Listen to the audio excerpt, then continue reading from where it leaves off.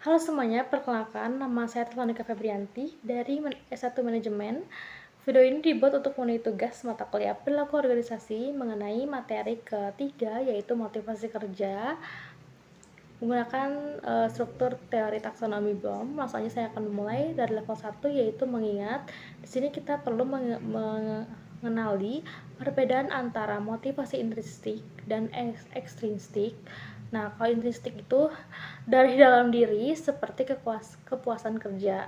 Sedangkan kalau ekstrinsik itu seperti gaji atau bonus. Nah, kita perlu memahami bahwa hasil kerja yang luar biasa dimulai dari keseimbangan antara dorongan profesional dan apresiasi yang tepat.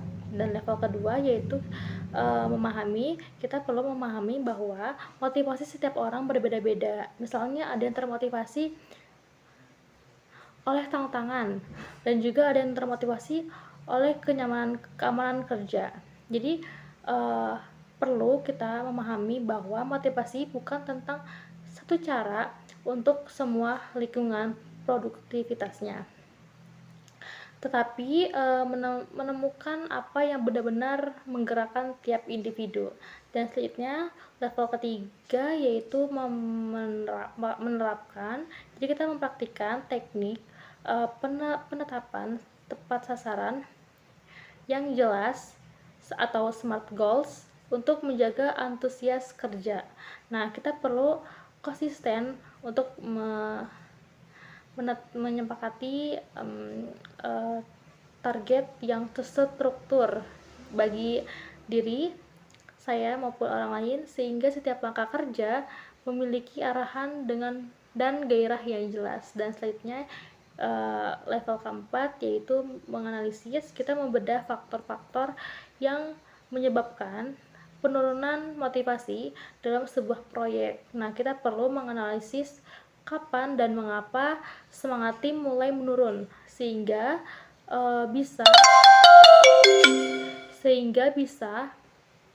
memberikan sebuah solusi yang tepat sasaran sebelum performanya anjlok.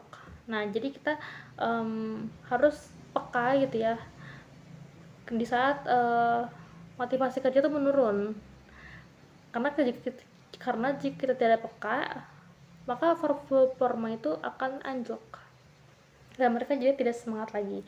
Dan yang kelima, mengevaluasi. Nah, kita mengevaluasi apakah sistem reward atau lingkungan kerja saat ini tuh cukup efektif untuk memotivasi kerja atau justru hanya sekedar rutinitas yang membosankan. Nah, jadi kita juga perlu mengevaluasi nih teman-teman motivasi kerja ini. Siapa tahu orang lain tuh hanya menjalankan rutinitas aja, tapi mereka tidak termotivasi. Dan selanjutnya level ke-6 yaitu mencipta. Jadi kita merancang sebuah strategi atau lingkungan kerja yang inspiratif di mana setiap orang merasa memiliki makna dalam pekerjaannya dan terdorong untuk memberikan yang terbaik. Nah, setelah kita merancang strategi atau lingkungan kerja, pasti semuanya akan berjalan dengan baik dan orang-orang akan termotivasi kerja. Jadi tidak hanya menjalankan rutinitas, tapi mereka jadi punya semangat dan jadi mereka terdorong untuk memberikan yang terbaik kepada perusahaan. Nah, baik, itu saja yang dapat saya sampaikan mengenai materi ketiga, motivasi kerja. Mohon maaf bila ada kesalahan. Terima kasih.